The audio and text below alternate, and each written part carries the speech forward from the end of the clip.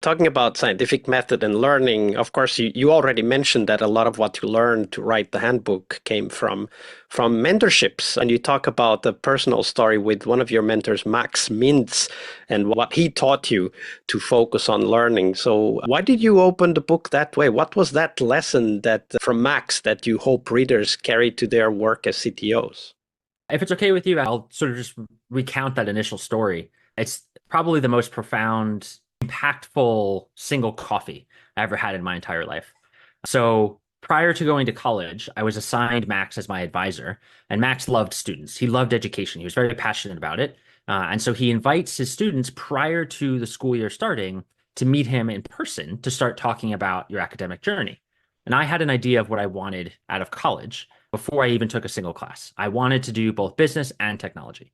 My university had a special program for that, and there was an application process and a bunch of hoops to jump through and logistics.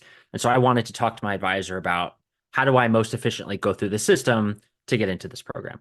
And so I sat down with Max at a coffee shop in downtown Philadelphia, and I said, Max, how do I get into the program? He looks me dead in the eyes. He reaches across the table, takes my napkin, puts it in front of him, takes a pen out of his pocket protector, and starts writing. He draws an XY axis on this napkin.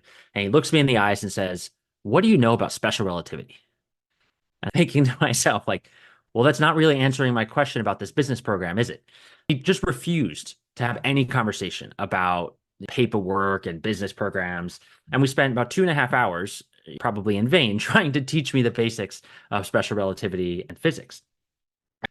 Over the next year and a half, Max and I would have many more conversations about business and technology, but Max didn't care about what degrees I got, what paper I walked away from after my 4 years in school. Max only cared about how well I learned and my personal curiosity and passion for learning. And this is why he said, let's talk about special relativity. He wanted me to be excited about something interesting.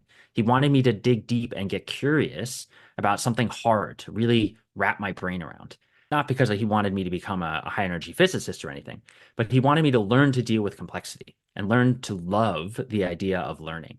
That stuck with me. And I did take that away from my 4 years in college. I did not ultimately get that business piece of paper, that extra degree that I wanted. And it didn't matter, right? I'm so much better off for those lessons of learning.